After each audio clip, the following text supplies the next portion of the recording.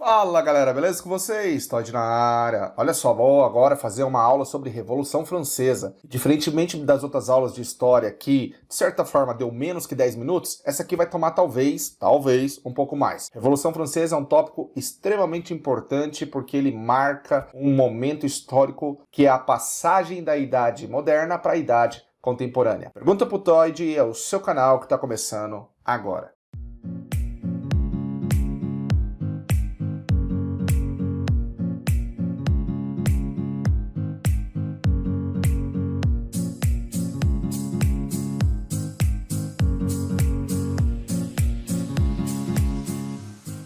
Bem, galera, a Revolução Francesa ela ocorreu aí no ano de 1789, grave bem, 1789. Ele é um evento que, de acordo com alguns autores, acaba inaugurando a chamada Idade Contemporânea, ok? Agora veja bem, aluno, você vai entender um pouco de Revolução Francesa se conhecer a situação econômica e social daquele século, que é diferente da situação que você passa hoje, ok? Veja bem, até o século XVIII, a França era um estado em que o modelo de absolutismo monárquico ainda vigorava muito forte. O rei francês Luís XVI, ele acabava personificando o Estado em si, reunindo os poderes que seriam legislativo, executivo e judiciário. Os franceses, então, não eram cidadãos de um Estado democrático constitucional, como você conhece hoje no seu mundo, que é o mundo ocidental. Mas quem mandava eram os reis, e o rei era a imagem do Estado. Mas veja bem, galera, dentro dessa estrutura absolutista da França, havia 3 diferentes estados nos quais a população se enquadrava bem. O primeiro estado era representado pelos bispos do alto clero. Já o segundo estado tinha como representantes a nobreza, ou seja, a aristocracia francesa, que acabavam desempenhando funções militares ou funções mesmas jurídicas. Já o terceiro estado, galera, compondo de 97% da população, era representado pela burguesia e se dividia entre os membros do baixo clero, comerciantes, banqueiros, empresários e os famosos sans-culottes, que são sem calções. Agora, ao longo da segunda metade do século XVIII, a França acabou se envolvendo em várias guerras, como a Guerra dos 7 Anos, que foi contra a Inglaterra, ok? E o auxílio que deu aos Estados Unidos na Guerra da Independência. Ao mesmo tempo, a corte absolutista francesa, que de certa forma, vejamos, possuía um alto custo de vida, era financiado pelo Estado. Então, muito gasto, tá? Uma burocracia, um Estado pesado. Um estado que demandava muito custo. Então, pessoal, soma-se a essa atmosfera 2 crises que a França teria que enfrentar. Uma, a crise no campo, razão das péssimas colheitas das décadas de 1770 e 1780, que acabou gerando uma inflação aí na casa de 60%. E 2, uma crise financeira derivada da dívida pública que se acumulava e se arrolava, sobretudo, galera, pela falta de modernidade, de modernização econômica, principalmente porque não tinha investimento no setor industrial. Agora, os membros do terceiro estado, e muitos deles ainda influenciados pelos pensamentos iluministas, por panfletos que propagavam as ideias de liberdade, igualdade e fraternidade, passaram a ser os mais afetados por essa crise. No fim da década de 1780, a burguesia, os trabalhadores urbanos e os camponeses começaram a exigir uma resposta deste rei e também da corte. E também passaram, galera, a reivindicar direitos mais amplos e uma maior representação na política.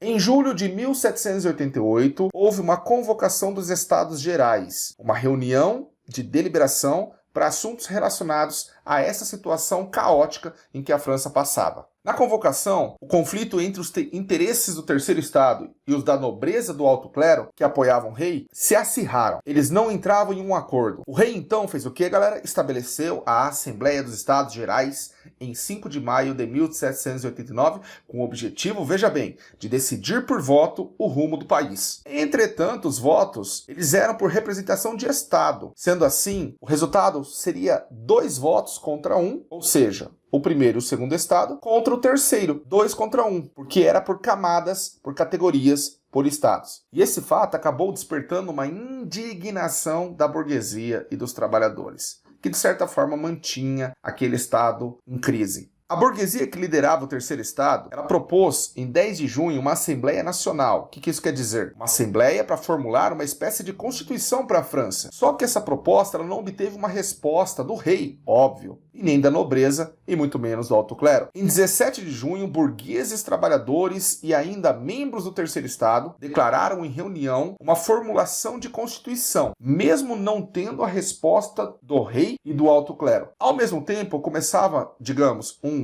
levante popular, né?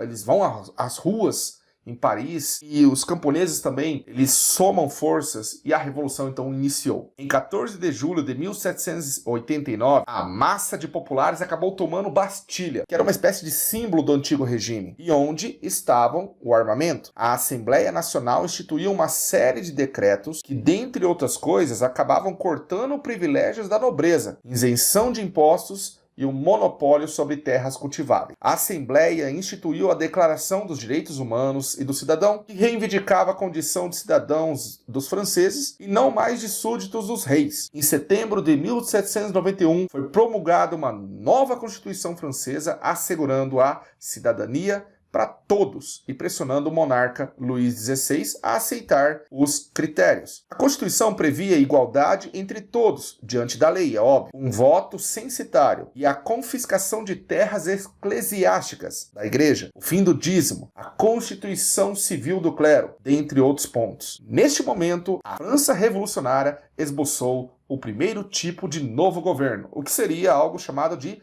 monarquia constitucional. Mas nem tudo são flores, porque a ala mais radical da Revolução, os chamados jacobinos, defendiam uma ampliação da perspectiva revolucionária, cuja proposta era não se submeter às decisões da alta burguesia, chega, que se articulavam com a nobreza e os monarcas. Os jacobinos queriam radicalizar, eles eram os radicais, radicalizar geral, e a pressão contra os nobres e os clérigos foi aumentando. A pressão contra os nobres e o clero foi aumentando, e instituir uma república revolucionária era o que eles desejavam, não tendo resquício algum da monarquia. Prevendo aí, de certa forma, uma ameaça que vinha dos rumos dessa revolução, o rei Luís XVI articulou um levante contra a Revolução, com o apoio da monarquia da Áustria e também da Prússia. Em 1792, a Áustria invadiu a França e que declarou guerra. A população de Paris, após saber dos planos de que o rei confabulava, invadiu o palácio, prendeu o rei e a sua família.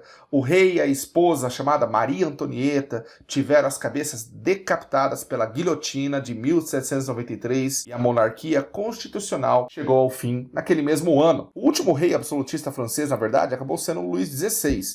Com o fim da monarquia constitucional, houve também uma dissolução da Assembleia Constituinte e a Convenção Nacional de um novo parlamento. O período de convenção caracterizou-se pela forte presença do radicalismo jacobino comandando a Revolução, momento esse que tornou-se conhecido como a fase do terror, sobretudo por causa do uso indiscriminado da guilhotina como a máquina da morte. Robespierre, Saint-Just, Danton, figuras entre os principais líderes jacobinos, também foram caçados. Neste período também a Áustria e a Prússia prosseguiram com a guerra. Por quê? Eles temiam que a revolução chegasse no território deles. Só que esse processo de confronto entre as duas monarquias nasceu daí o Exército Nacional Francês. Vou repetir, o Exército Nacional Francês. Um exército que pela primeira vez não era composto de mercenários e nem aristocratas, mas sim do povo de uma nação que se enxergava como nação. Em 1795, a burguesia conseguiu retomar o poder e, através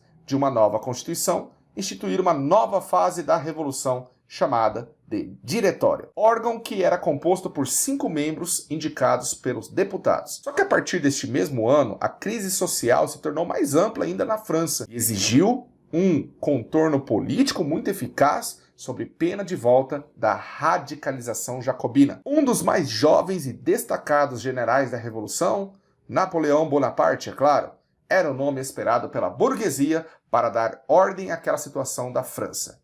Em 1799, ao regressar do Egito até a França, Napoleão encontrou um cenário conspiratório contra o governo do Diretório. E foi neste cenário de conspiração que ele passou a figurar como um ditador, inicialmente dando aquele famoso golpe chamado de 18 de Brumário, segundo o calendário revolucionário, e depois como imperador da França. o período napoleônico durou de 1800 a 1815 e acabou mudando o cenário político do continente europeu, ao passo que ele expandiu seu ideal nacionalista para diversas regiões do mundo. Numa próxima aula, eu pretendo falar sobre a posse de Napoleão e as suas conquistas, da ascensão à queda napoleônica. Curta e compartilhe esse vídeo, se inscreva nesse canal, sua inscrição para mim é muito importante. E quando esse vídeo bater 100 likes, portanto avise os colegas, eu vou acompanhando aí e solto uma lista de exercícios sobre Revolução Francesa. Um grande abraço para vocês, tchau galera!